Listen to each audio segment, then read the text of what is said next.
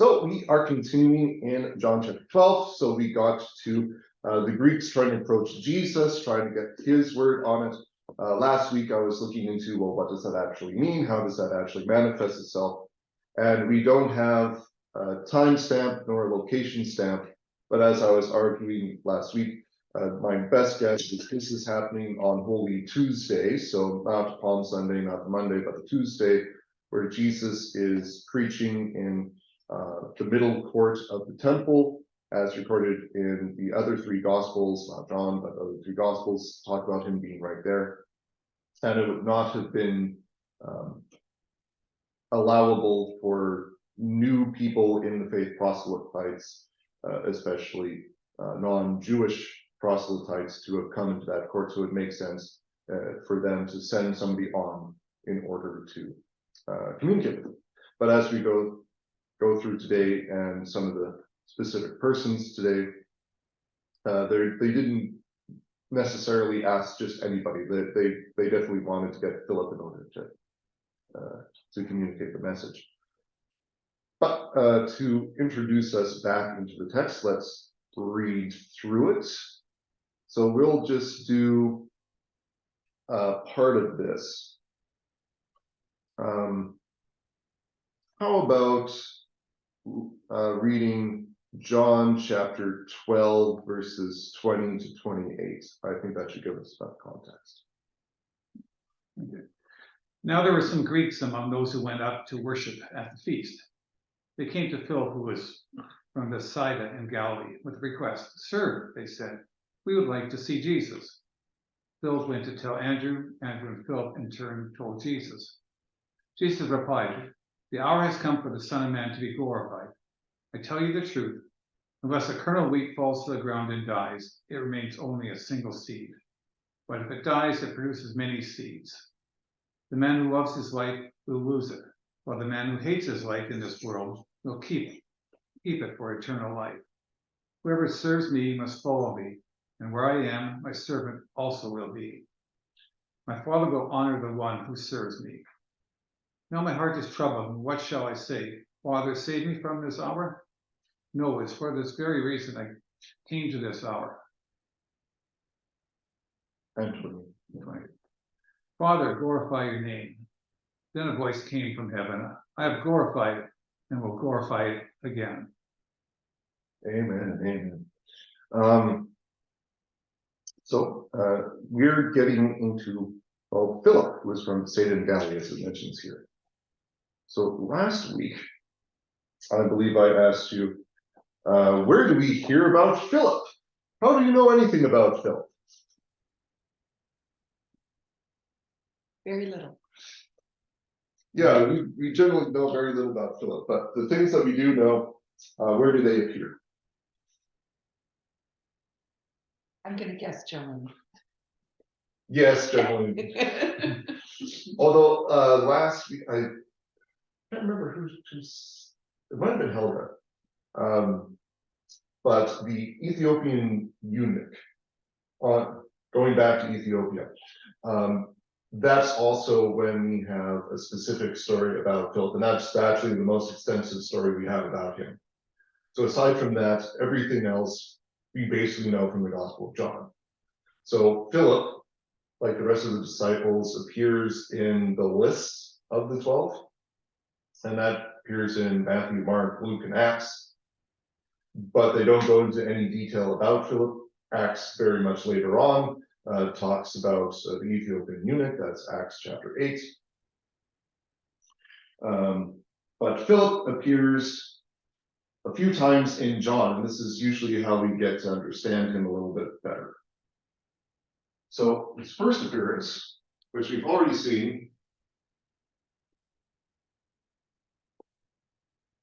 it's in 31 verses 43 to 51. So this is around the time when Jesus was starting to gather together his disciples at the Jordan River. This is a complicated affair because John presents a different type of calling than the other three gospels. So my best understanding of this, and I don't necessarily agree with, say, Weinrich, who I was trying to read through in relation to that a couple of years ago. But my best understanding is when Jesus went to be baptized by John, like that's the beginning of his ministry, he's baptized, and then he gets to know some of the people at baptism. So the Gospel of John, this is when Jesus starts making some acquaintances of some of the names. And then later on, when he's in the Galilee region, that's when he actually officially starts calling people. So he met John and James and Andrew and Peter. So John and James are both brothers, Andrew and Peter both brothers. John, if we're talking about the other disciple that is mentioned alongside Andrew, I'm assuming that's who it was. So John, Andrew, and Peter all mentioned in John chapter 1, shortly after Jesus is baptized, but they're not officially called until basically they're fishing in Galilee, very different location, very different time. And Jesus is saying, follow me. So it makes sense why they would follow him, because they already knew who Jesus was. So way, way back. This seems to be where Philip is appearing the first time. And what Philip does is he goes to Nathanael. So we don't actually get a good, oh shoot, I always do this. Okay, there we go, yes. We don't get a big picture of Philip. So basically he's just appearing there at the time of the early ministry of Jesus, the very early ministry of Jesus. And he goes get Nathanael. And Philip, what he does, which is really important for him, is he's saying, this is the prophet, this is the one that Moses wrote about. So Jesus is fulfilling the prophecies of old. So we already have a pretty strong statement by Philip. So Philip says, Jesus prophesied. So this is a pretty big statement. So Jesus is the prophet. That's what we're told by Moses. But Nathanael actually has a much bigger statement at the end there. So Philip is already thinking, well, this is the Messiah. I'll also put that there. So he's the Messiah. And what Nathanael says is that Jesus, after Jesus basically accurately portrays what Nathanael said when Jesus was not there, so showing his divine omniscience. And Nathanael says that Jesus is a rabbi, the Son of God.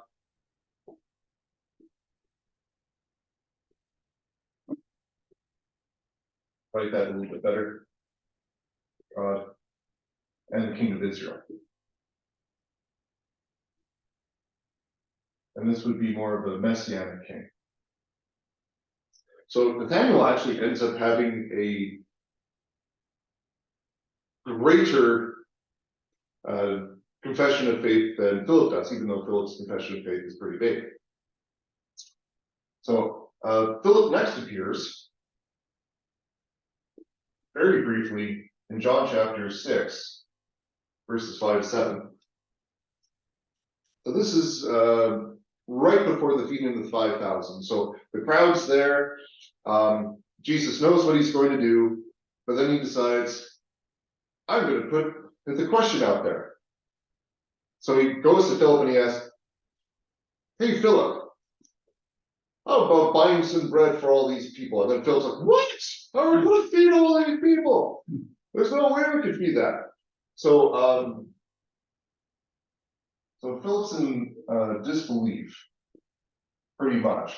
Now, he's not being unreasonable, of course, because it's like, how are you possibly going to feed all these people? Like there's no way they could buy enough bread for the entire crowd. Like they're wandering ministers. Like I won't say that my pay is insignificant, because it's definitely not. But I don't think I can feed the entire church on my salary. Just saying.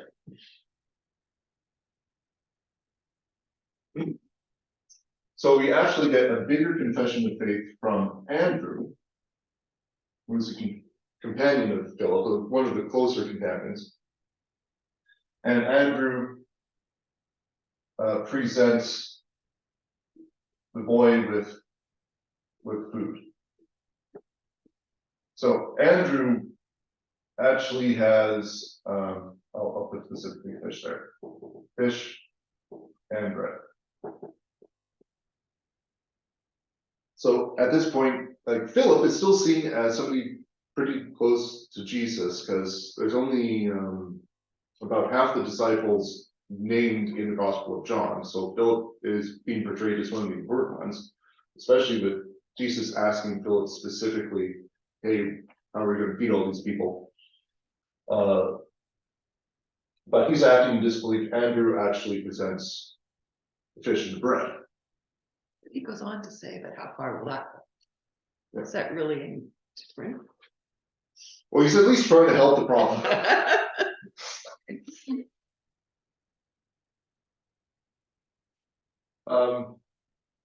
So we're dealing with chapter 12 now, which is the next appearance of Philip.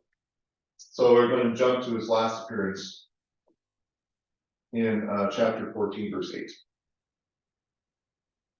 So at this point in time, Jesus is beginning his speeches at the dinner, and there's a couple people who ask him questions, namely Thomas and Philip.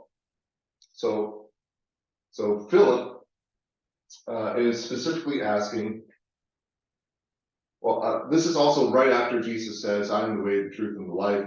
Nobody can come to the Father except through me. And then Philip goes like, oh, you're the way to the Father? Well, then show us the Father. And Jesus, well, I'll put that first. So Philip requests to see the Father.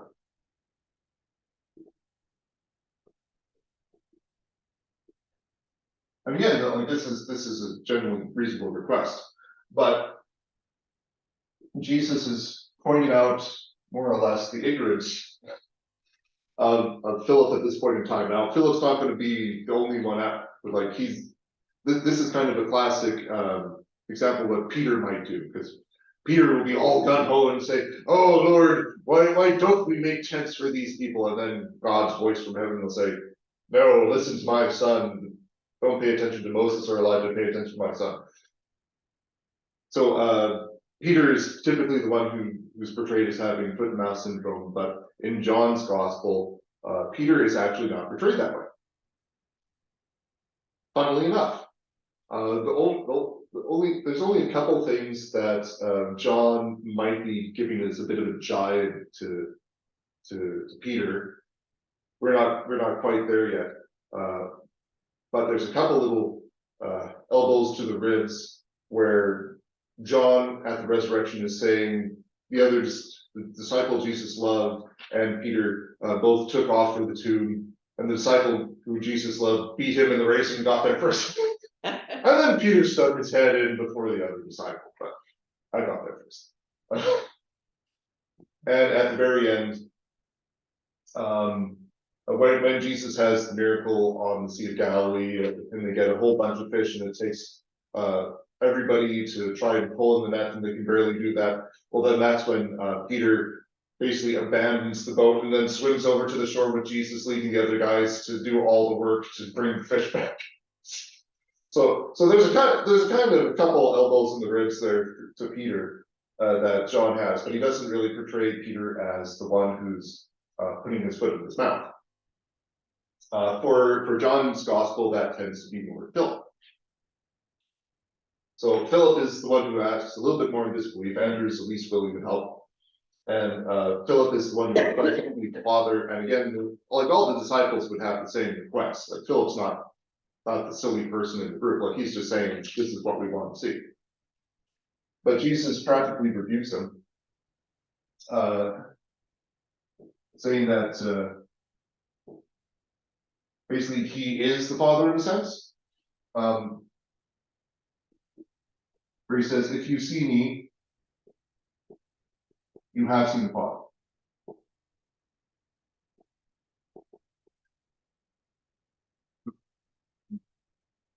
So Jesus is basically making the claim that he and the Father are one, so they're one God. And he's basically saying to Philip, like, how have you not understood it thus far? Like, this should be obvious. You should know this already. So Philip is usually the one who gets a little bit of a jab put to him. And that's very unique to John's Gospels, that Peter isn't the one singled out as with the others, but it's Philip. Although curiously enough, Mark's Gospel is said to be mostly Peter's testimony. So Peter was the one who gave Mark a lot of what to say.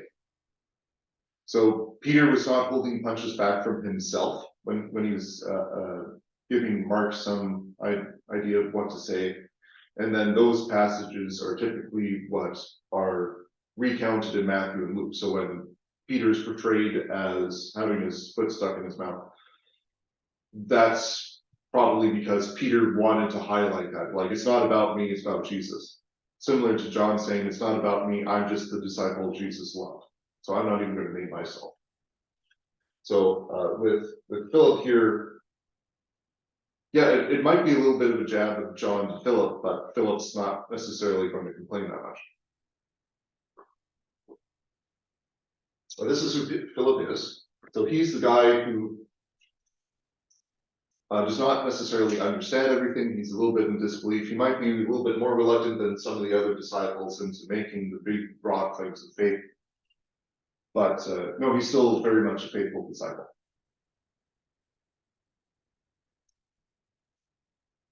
Then if you want to bring in Acts, which I'll do right at the end here. So Acts chapter 8.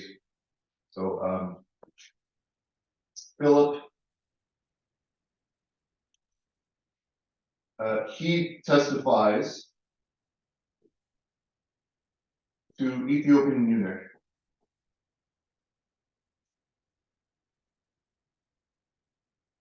Didn't capitalize that, oh well, too late. And then he also, because he's brought to the Ethiopian eunuch by way of the Spirit. So basically he's trying to escape the persecution in Jerusalem, and God brings him in the Spirit to the road down south, so that Philip can specifically talk to the Ethiopian eunuch by his chariot. And then immediately after this, after he baptizes the eunuch, he's sent off again in the Spirit to Azotus, which is the exact opposite side of Israel. So he's going from very south to very north. And then from there, Azotus is actually also a Gentile territory. He's making his way to Caesarea Philippi. So then Philip actually settles in Caesarea Maritima. Sorry. Two very different places. He settles in Caesarea Maritima, which is Gentile territory. So Philip, go back to mine. Okay.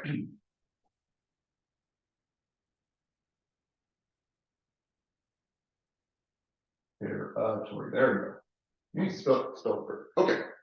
So he is somewhat portrayed in the book of Acts as one who's going to the Gentiles and preaching to the Gentiles, much more so than quite a few of the disciples, or the apostles, I should say. Because of the apostles, the ones who are portrayed as going to the Gentiles are Philip, Peter, and Paul. We don't really have more than, well, Barnabas is actually technically called an apostle at that point in time too. So I'll say four. Because apostles weren't just the 12. But yeah, so Philip is the one who's going there. He actually settles in Caesarea Maritima, and then towards the end of the book of Acts, it's mentioned that he's there with his daughters, and his daughters are actually prophetesses, that they're actually speaking the word of God given to them in Caesarea Maritima, in Philip's house. So he's constantly trying to spread the word in that heavily Roman area.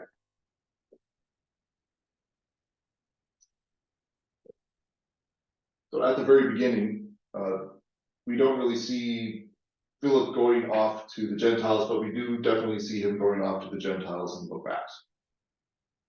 Now, the beginning of this actually is in John's Gospel, here in chapter 12, because the Greeks are coming to him. And this is probably where I should have left myself more room. But I'll go 14:8 here. But in chapter 12 here, Philip is said to be a Bethsaida of Galilee.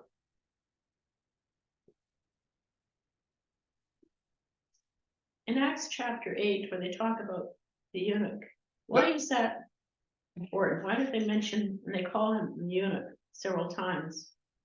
That's just how they identify him. And eunuch is, Somebody who's been castrated for the purpose of serving in the royal household.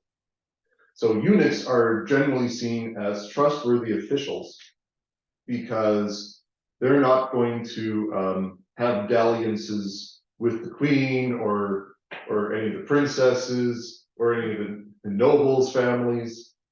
So they're seen trustworthy that way. But also, since they're eunuchs and they don't have families, their sole loyalty will be to the state. that's a kind of a cruel thing to do to these men. It's been practiced for thousands of years. But also, it's interestingly enough forbidden under, or implied to be forbidden under Jewish law or Mosaic law, I should say. So in the Bible, like, it is not right for somebody with mutilated genitals to be serving in certain capacity. So that's implying that this should not be a thing. But as people try to read the letter of the law rather than the spirit of the laws, there were eunuchs in Jewish society. But anyways, but him being a eunuch is important for Ethiopia in the sense that he is in a key position to speak to the nobility in that nation. So the Ethiopians themselves will actually pride them as being the first Christian nation. And that's what they say anyways. I don't know enough about the history in that region to see exactly when the entire nation became Christian. I need to look that up. But the Roman Empire only officially became Christian in 380 AD with the First Council of Constantinople. So Ethiopia had a couple hundred years in order to get that right before the Romans and all the peoples the Romans conquered. But the Ethiopian, this is basically where they started out having Christianity, and they were a very significant Christian power in Africa, even today. So we see the beginning of that church right here. Thanks be to God.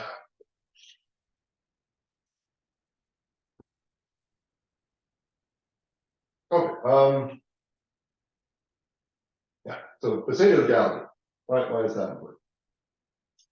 So Bethsaida in Galilee is actually it's in Jewish territory, but it's very heavily Hellenized. Hellenized means that it's Greekified. So around the time that this is going on, so around 30 AD, you have the leaders of that town trying to build it up, make it more like a Greek city. And Philip is from that city. So even though Philip himself wouldn't necessarily have been around when there would be more Greek influence brought in, because that was only going to be a couple years before this point. Philip would have been somebody the Greeks could identify with, because they're like, oh, we know that this is a new Greekified area, Hellenized area. So you might be the best person to ask in order to convey this message to Jesus. So they're kind of seeing Philip as the bridge between the Greeks and Jesus, or the Jews, if you will. So that's why specifically he's asked here.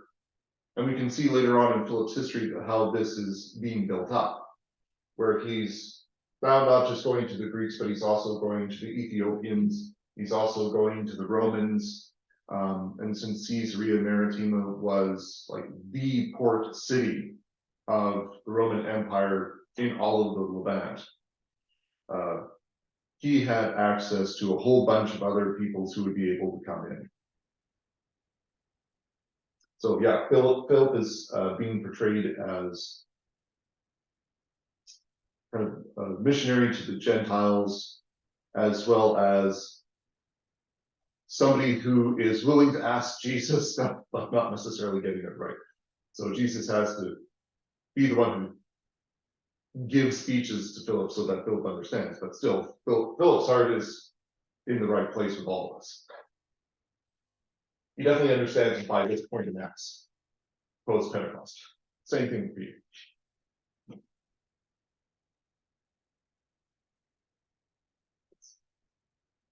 Question? Comments?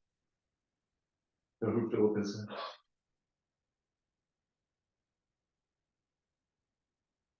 Good, okay.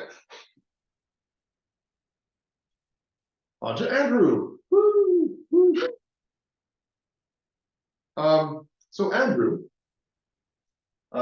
he's mentioned similar places to Philip for the most part, but Andrew, he doesn't have any mention in Acts. Where did they move the spray bottle to now? Oh gee, everything's in this rate. Oh, on the TV behind That's it. good. Yeah, I was about to say that's glue. That would not help. But yeah, we have to get rid of these parts here. Well, how much do you know about Andrew? Brother of Peter? Yep. Anything besides that?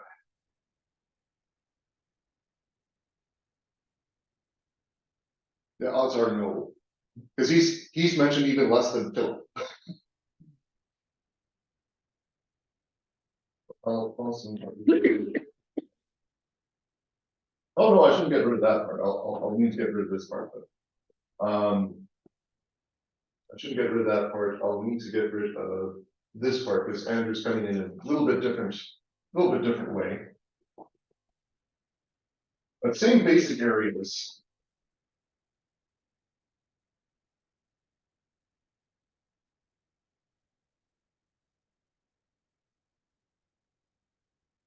So Andrew and Philip appear. Well, Andrew always appears with Philip. Andrew always appears with Philip. Philip doesn't always appear with Andrew. So Philip gets a few more mentions than Andrew. But Andrew, when he comes up only a few times. He's always appearing with Philip. So likewise, in Matthew, Mark, and Luke, and then also Acts, Andrew is only being named in the list of the disciples, but in the list of the disciples, he's also called like the brother of Simon. So,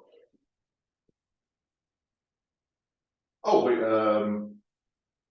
no, we do have a slight picture of him being called specifically because when Peter is called working the ship, Andrew's also there. Other than that, no, we don't really have much of Andrew. So Andrew actually appears in this basic section. He doesn't appear later on here though. More or less 44. Actually, no, I need to go earlier than that a little bit actually. 35 to, let's say, 42. 42.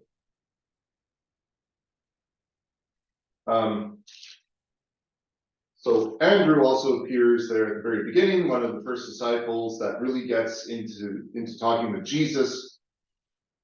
He's a companion of John himself at that time, the disciple whom Jesus loved, or the other disciple in this little bit of reading. And Andrew, what Andrew does is he listens to Jesus. So Andrew listens, and that's basically his function at the very beginning, is just to listen to Jesus, to understand who Jesus is. And then he goes to his brother. So then he goes to Peter.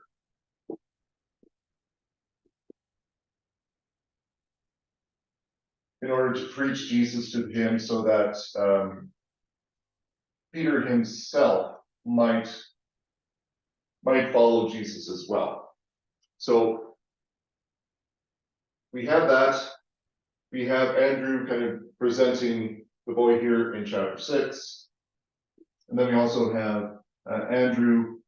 Ooh, I didn't write that boy. Okay. Andrew accompanying. Ooh.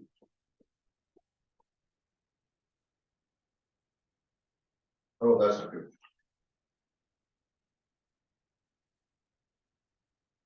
Word way there. Gee. Okay. Just a moment. We'll find out who Andrew accompanies in a moment.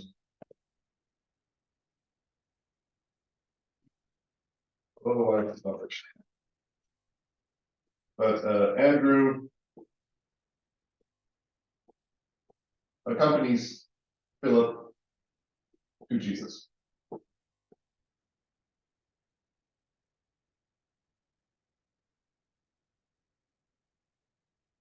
One other thing we might be able to talk about Andrew is that he is very important in Scottish heritage. I don't know. What? Sorry. So, what is the flag of Scotland called? The what is gone? The flag of Scotland. What are they using for it? I know there's a St. Andrew's golf course there. St. Andrew's? St. Andrew's Cross is Scotland's flag. This is because Scotland is using the early tradition that Andrew, he was not crucified on a T-shaped cross, but an X-shaped cross. So that's why it's called St. Andrew's Cross. So we have that little bit of tradition that Andrew was crucified that way. But biblically speaking, this is basically what we have aside from brief mentions elsewhere. But yeah, he accompanies Philip to Jesus. So we see Andrew only really mentioned in an instrumental role. He's never playing a big part. He doesn't really have any speech like you might have Philip give a bit of a speech. However, with Andrew, he's a facilitator. He's allowing people to come to Christ, and in that way, he's very instrumental. So, for example, on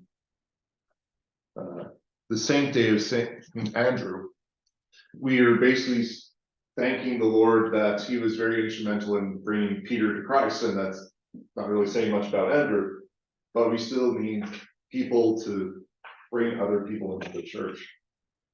So I'm just flipping over to LSB 517. So we have the verse for Saint Andrew the Apostle. So all praise, O Lord, for Andrew, the first to welcome you, whose witness to his brother named you Messiah true. May we with hearts kept open to you throughout the year, confess to friend and neighbor, your advent ever near.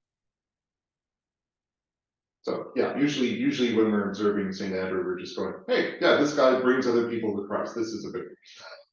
That's all what we can say.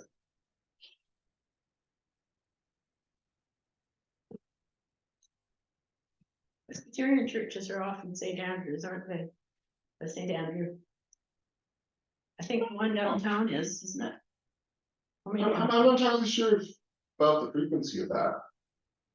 But I can tell you that the Presbyterian Church, started by John Knox. John Knox was a Scot who studied under John Calvin and then in Switzerland, I think he was also in France for a bit too, but mainly in Switzerland. Then he went back to Scotland to build up the Presbyterian Church. I would like to read more about John Knox, because he seems to be a very interesting individual. Like he was a galley slave for a while, because he was a Protestant, so that was illegal at the time. But he actually survived being a galley slave for years, which is insane, because usually you expect galley slaves to die in less than 2 years, which is why people sentence people to the galleys, because then you get rid of all these people, but he survived many times, much longer than most people. So yeah, I don't want to be in a boxing match with the guy. He'll knock my head clean off. Anyways, that and him being in Scotland, he'll do that anyway. So the Presbyterian Church started in Scotland, so if they're very much gung ho with St. Andrew putting his cross as their flag, then it also makes sense that people would generally like St. Andrew more. I really don't know how often they call their churches St. Andrew.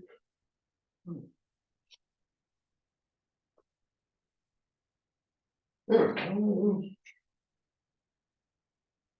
Oh, yeah. So last little thing about this preamble is well, I'll show people on the screen this.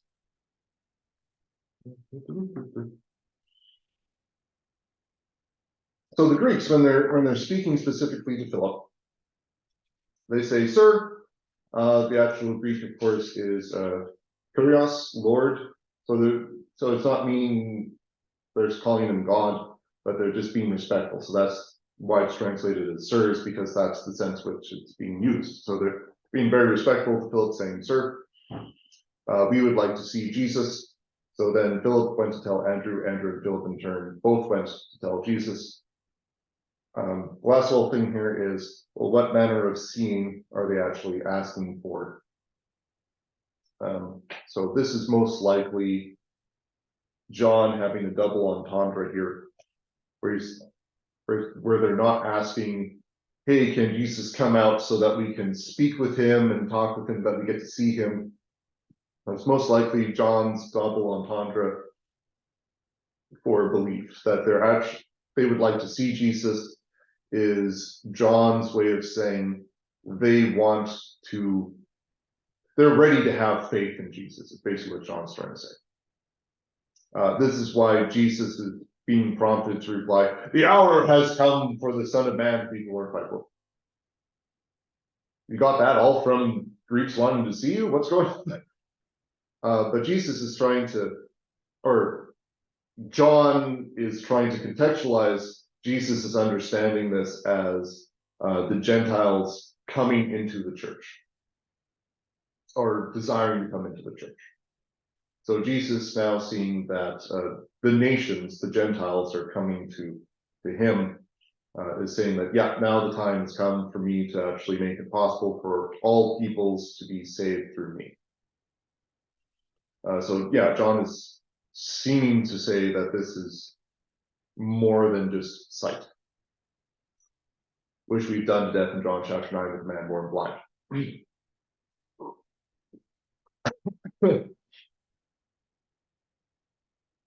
Any questions about things?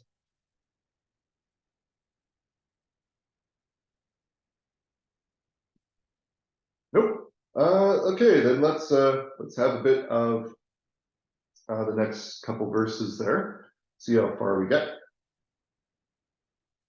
So Jesus replied, "The hour has come for the Son of Man to be glorified." Okay. Oh, wait.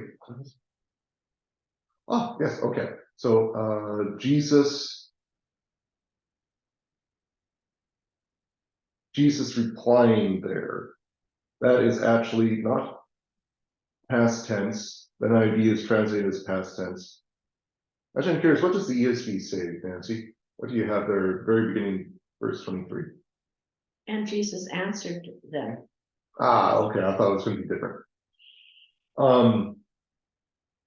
The word there is actually a present participle. So it's Jesus saying, but that's how you could translate Jesus saying, the hour has come for the Son of Man to be glorified.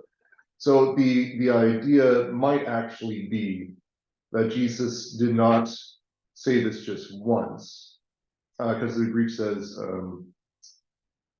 and Jesus answered them saying, so not just answered, but also saying, he might actually be repeating this a few different times. They might be saying this multiple times in the day, you don't know. That's more my thought on it, because usually when Jesus has something important to say, you have a present participle or an imperfect verb, which implies that this is an ongoing thing that he's saying. You actually find this on the road, on the road to Jerusalem, because you have the confession of Saint Peter, where he's saying, "You are the Son of the living God. You are the Christ, the Son of the living God." And then Jesus starts talking about his betrayal, death, and resurrection. And the verbs there for Jesus speaking this are in imperfect, which means that he's saying this multiple times. So he's saying this again and again and again on the road. And then finally Peter says, "Oh Lord, no, let this never be."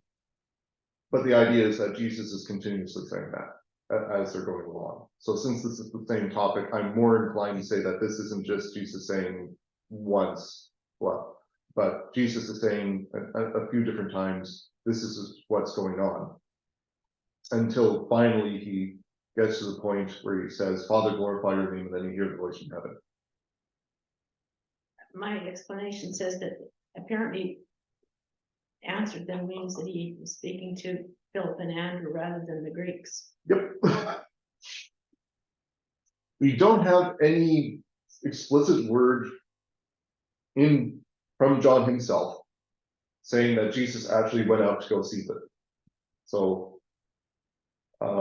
Philip and Andrew went to Jesus. We don't have a mention of the Greeks. We don't have a mention of movement. So Jesus might just be saying this in Andrew and Philip's hearing. Andrew and Philip could have gone to relay this to the Greeks. We don't know. Jesus might have seen the Greeks later and said this exact speech. We don't know. That's not necessarily John's point. John's point is Jesus said this. But unfortunately, we don't know exactly what's going on. So the Greeks might just be in the outer court of the temple wondering, where's Jesus going to come? But since Jesus seems to be going back to Bethany every night, so he goes into Jerusalem different days, and then he goes back to Bethany for this week, Passion Week. They could have caught him as he was leaving. They might have had this conversation, so you can conceive of episodes or how this might occur, but we don't know.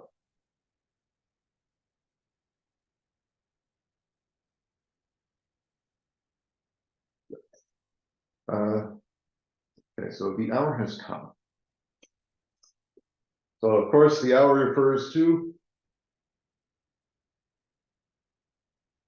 John's crucifixion. Yes, his crucifixion, because the hour is specifically to when he's glorified and kind of fulfilling all that he's been trying to do for his ministry. So this is the culmination point.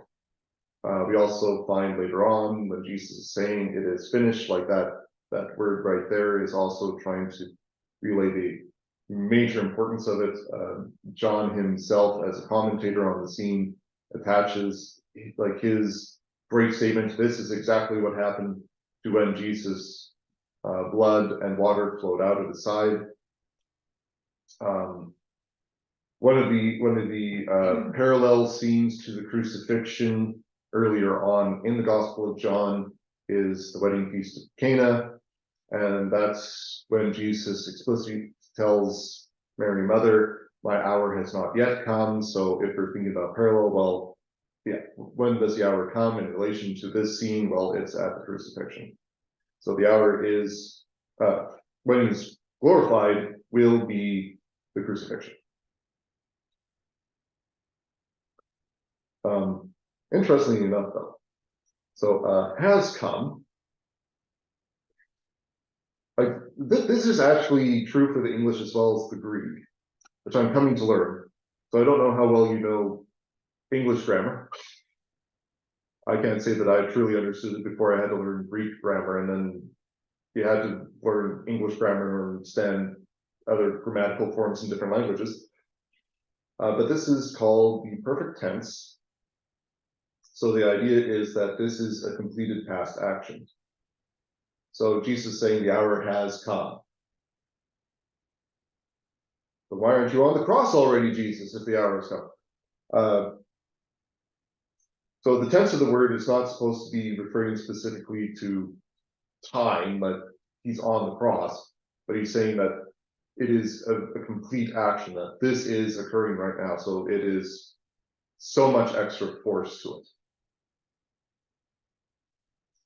Similarly, when Jesus is on the cross saying it is finished, like we translate that as present tense, is finished, but that's also a perfect tense verb in the Greek, which means it is complete. Like this is an action that is really, really done. There's an importance attached to that action, to specifically the completion of that action.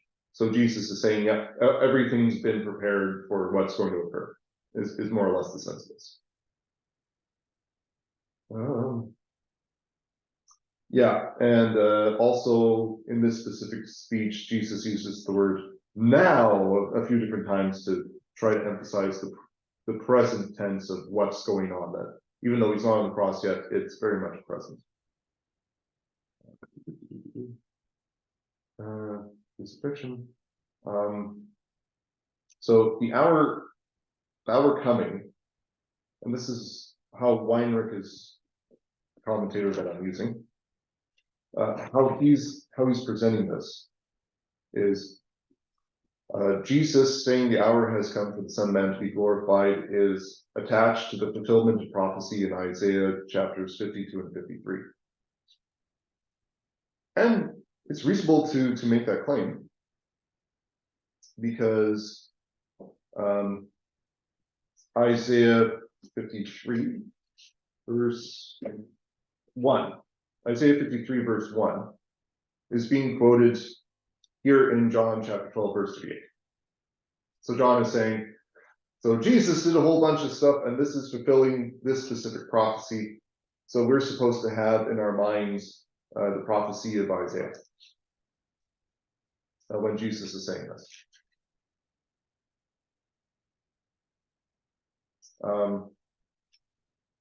And then Weinrich gets into a whole bunch of different things, and he has to go specifically to the Septuagint, which is the Greek translation of the Old Testament, not the what's called the Masoretic text, the Hebrew text that we have today, which is how we have the Hebrew of the Old Testament.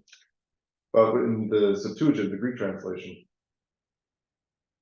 we find more of a correlation of verbs that are going on between Isaiah chapter verse 52 and 53 than we would like just looking directly at Isaiah in Hebrew.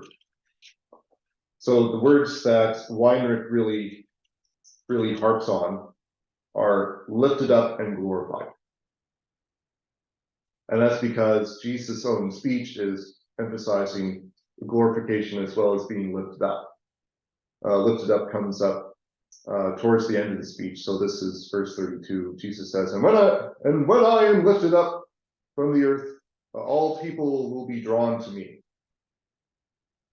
So that's supposed to be matching the right at the beginning. So when Jesus is saying my hour has come because he heard Gentiles are coming to him, he's saying, well, all people of the earth will be coming to me when I am lifted up. So he's very much prophesying, well, this is my glorification when I am lifted up. So the glorification lifted up also repeated in Isaiah 52 verses 15 and 14, when the nations the Gentiles come to see the suffering servant in Isaiah lifted up. So if you're not familiar with the specific text, Isaiah 52 verse 13 to Isaiah 53 verse 12 is the suffering servant. Also, incidentally, this has a Philip connection, because when Philip is talking to the Ethiopian eunuch is reading Isaiah 53. And he asked Philip explicitly, like, who's Isaiah talking about? Is this Isaiah himself, or is this somebody else? And then Philip goes, I can tell you exactly who this is. And then Philip starts talking about Jesus. So the idea of the suffering servant has been tied with Jesus from the very, very beginning. And the suffering servant in Isaiah is the Messiah suffering on behalf of the people, for the people that they may be saved, they may be as strange sheep come back into the flock, many, many different things. But like, yeah, this is a very Christological text, Christ-centered text.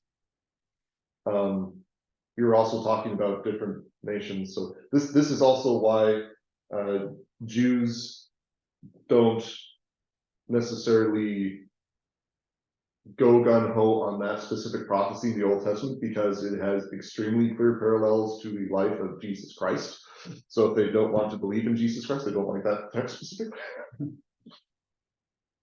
But yeah, so the suffering servant in Isaiah is what's being fulfilled, and when the nations come in to see Jesus, that's what Jesus is talking about now. I should probably just put it on screen for the people on the screen. Isaiah 52. Verse 18. So, Lord himself is saying, see, my servant will act wisely, he will be raised and lifted up and highly exalted, that is glorified. Just as there were many who were appalled at him, his appearance was so disfigured beyond that of any human being, and his form marred beyond human likeness. So he will sprinkle many nations, the Gentiles, and kings will shut their mouths because of him. Who's he going to be talking to? Pilate. For what they were not told, they will see, and what they have not heard, they will understand. So already you can kind of see what's going on there. But the disfigured beyond that of any human being, his form marred beyond any human likeness. I've heard people say, well, that means that Jesus was an ugly guy. And it's, no, this is talking specifically about the crucifixion. He's lifted up and glorified. So it's like, no, he was beaten and scourged before he was put on the cross. Like that's not a good thing. He doesn't look well on the cross.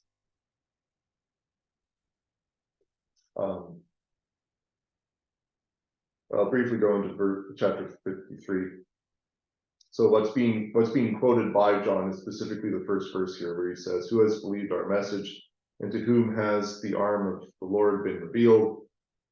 So John, when he brings that up later on, chapter 12, verse 38, he's talking about, well,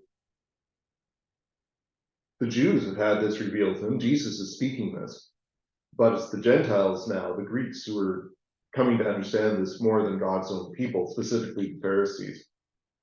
So they're being blinded because they refuse Jesus, but those who receive the message, they know that they've seen God. So when the Greeks are saying, we want to see Jesus, well, they're about to have who Jesus truly is revealed to them, so that they may see him.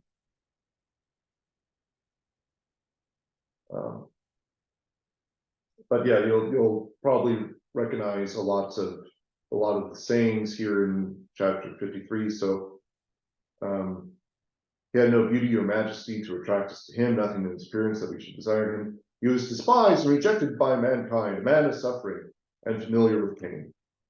Like one from whom people hide their faces, he was despised. and we held him in low esteem. Surely he took up our pain and bore our suffering, yet we considered him punished by God, stricken by him, and afflicted. So stricken, smitten, and afflicted, that him, directly from here.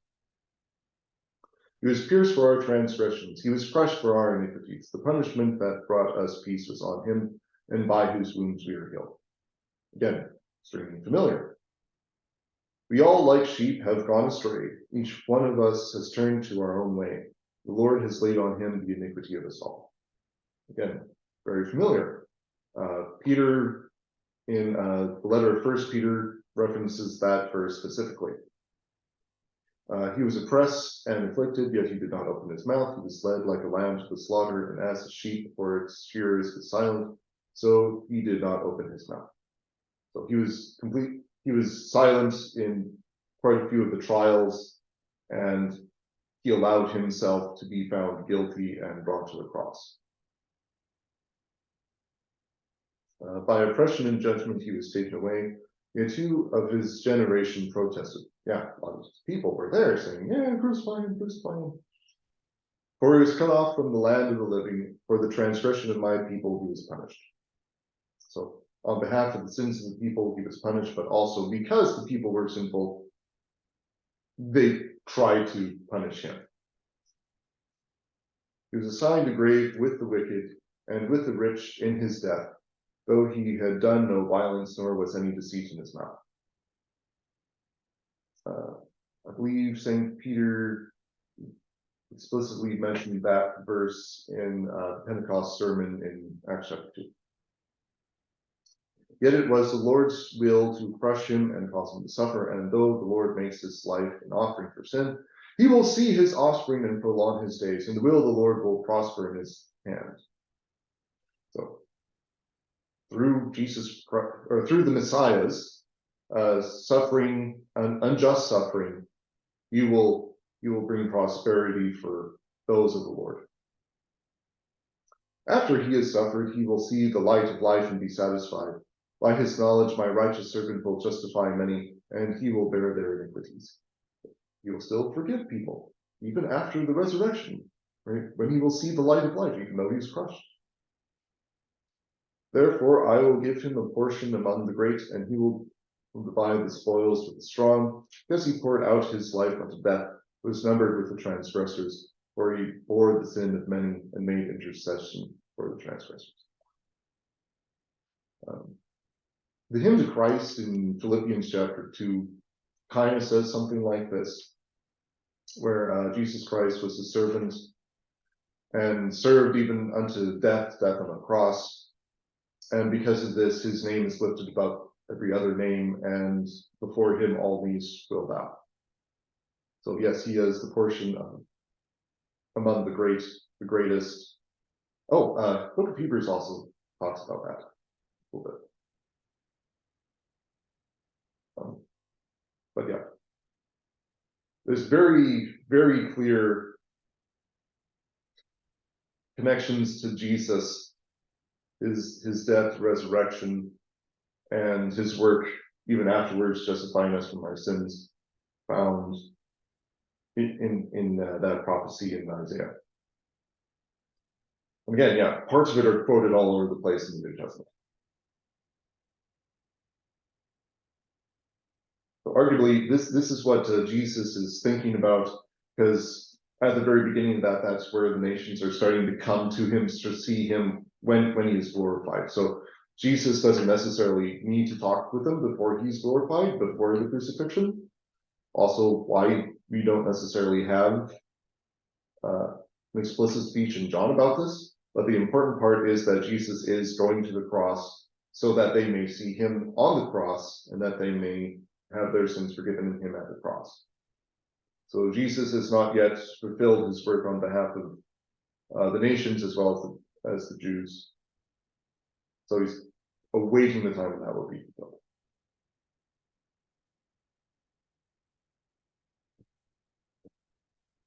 Sorry, I'm gonna have to leave. Yeah, I know. Yeah, we should stop.